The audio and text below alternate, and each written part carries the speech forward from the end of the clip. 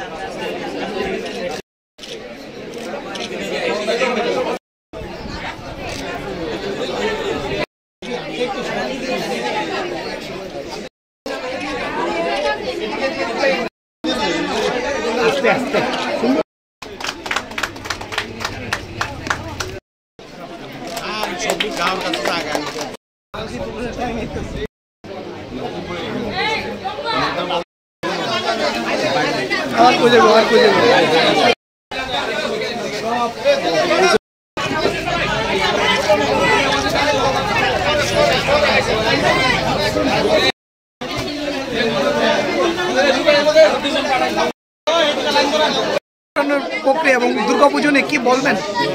আজকে মায়ের আগমনের পঞ্চমী দিন আছে এবং আমি আগেও বলেছি এটা আমাদের একটা ক্ষুদ্র প্রয়াস।